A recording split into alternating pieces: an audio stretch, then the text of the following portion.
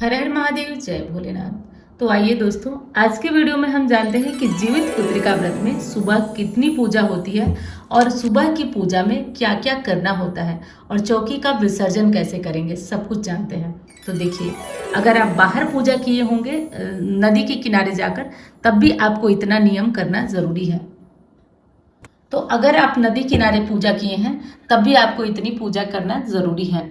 तो सबसे पहले तो हम लोग जान लेते हैं कि जीवित पुत्रिका व्रत का पारण कब होगा और पानी कब पिएंगे, ये भी आज के वीडियो में जानते हैं। पारण कब करेंगे, पानी कब पिएंगे। देखिए दोस्तों, अगर आप नदी किनारे पूजा किए हैं तो ये विसर्जन नहीं करना होगा आपको।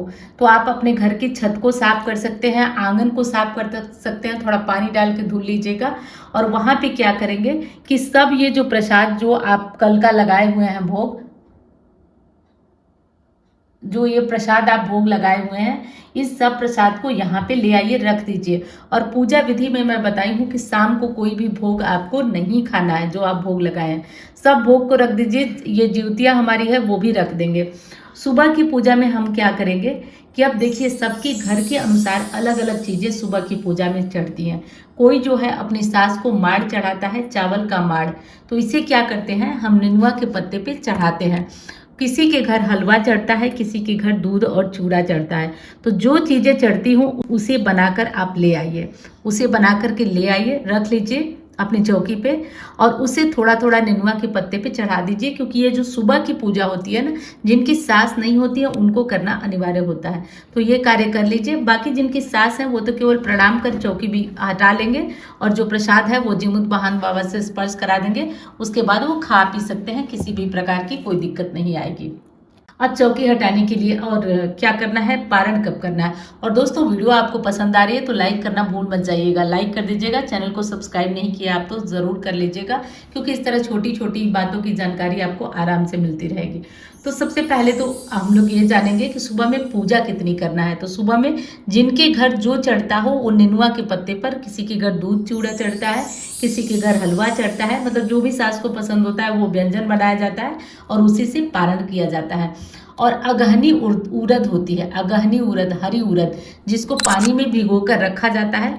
और सुबह सवेरे पारण करने से पहले, जैसे ये चौकी की पूजा हो गई, जितनी मैं बताई हूँ उतनी पूजा करने के बाद आपको क्या करना होता है कि जो अगहनी उड़द होती है उसको 5-5 की संख्या में चारों दिशाओं में, जैसे खुले में पूजा करेंगे आप, फिर चारों दिशाओं में हे अरियार हे बरियार जाके कहना राजा रामचंद्र से, फिर अपने बेटे का नाम लेकर इनकी मम्मी खर ज्योतिया की हैं कह के पूरब में हे अरियार हे बरियार जाके कहना राजा रामचंद्र से, इनकी मम्मी खर ज्योतिया की हैं दूसरे दिशा में। ऐसे बोलकर चारों दिशाओं में आप ये उड़द फेंक देंगे और सुबह में इतनी पूजा कर लीजिएगा। सास को जो चढ़ाना है और साड़ी वगैरह सब कुछ ले आकर चढ़ा दीजिएगा। तो ये पूजा हमारी हो गई। और अब पारण किस मुहूर्त में हम करेंगे, क्योंकि देखिए, जीवित पुत्रिका का पारण जो होता है सूर्य उदय होने के बाद होता है।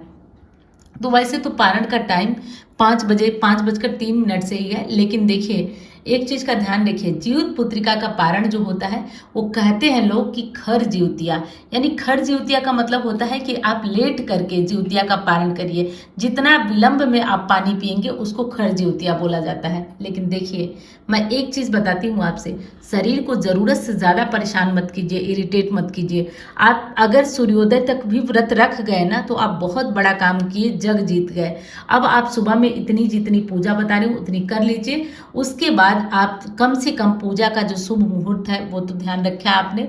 अब पारण आप 7 बजे तक कर लीजिए। 7 बजे के बाद कभी भी आप पारण कर सकते हैं, 7:30 8, कभी भी 7 बजे के बाद आप पारण कर लीजिए। उससे भी पहले नहीं हो रहा है, आपसे रहा नहीं जा रहा है तो 6 बजे कर लीजिए। तो इतनी पूजा करने के बाद ही आपको पारण करना है। इस विशेष बात का आप ध्यान रखिए, जितनी पूजा आप किए हैं उतनी पूजा करने के बाद।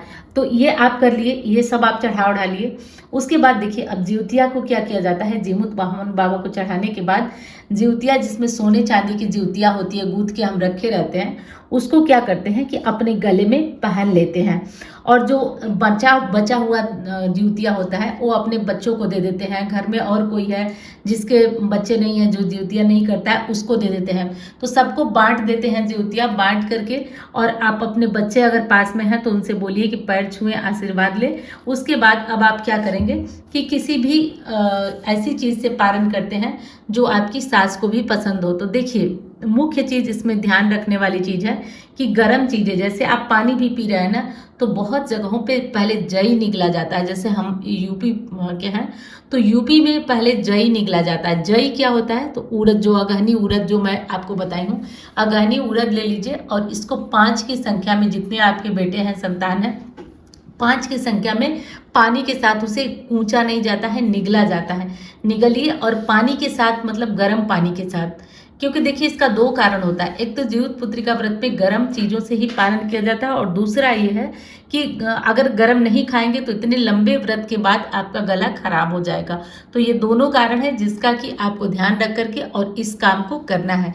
इतना करके आप पारण कर लीजिएगा। लेकिन पारण से पहले आपको कुछ विशेष काम कर लेना है। और पारण का नियम विधि तो मैं बता दी, टाइम भी आपको बता दी कि इस टाइम में करिएगा। सूर्योदय होने के बाद ही जीवित पुत्रिका व्रत का पारण किया जाता है। किसी को सहन नहीं हो रहा है तो मुहूर्त 5:03 पर ही स्टार्ट हो जा रहा है। तो देखिए अब क्या करेंगे, जीमुत वाहन बाबा को जो माला वगैरह चढ़ाए हैं वो पहले निकाल देंगे। इसके बाद जो कपड़ा वगैरह जीमुत वाहन बाबा को आप चढ़ाए हैं वो आप किसी भी यूज में ले सकते हैं, किसी भी इस्तेमाल में ले सकते हैं। तो कहीं किसी प्रकार की दुविधा नहीं है, आप जो इस्तेमाल करना चाहें कर सकते हैं। और ये कुश है, इस कुश को निकाल करके आप कहीं इसको प्रवाहित कर दीजिएगा या गमले में छोड़ दीजिएगा, मतलब कुश को आप निकाल लीजिएगा। अब जो साड़ी आप चढ़ाए हैं जीवित पुत्रिका व्रत में, इस साड़ी को आप स्वयं भी पहन सकते हैं या परिवार में किसी को देना चाहें तो परिवार में दे सकते हैं। लेकिन अब आप किसी को दीजिएगा मत, आप और आपका परिवार ही इस साड़ी को पहने। तो इस चीज़ का ध्यान रख के और आपको चढ़ाना है। तो अब इस चीज़ का आप ध्यान रखिएगा। अब प्रसाद, इस प्रसाद को आप परिवार में बांट दीजिए। जिउतिया को आप पहन लीजिए और जो बचा हुआ है मैंने बताया ना, परिवार वालों को दीजिए, पहनाइए। और हाँ दोस्तों, वीडियो पसंद आ रही है तो लाइक करना भूलिएगा मत। तो जिउतिया को पहना दीजिए और हाँ, प्रसाद को पूरे परिवार में बांट दीजिएगा।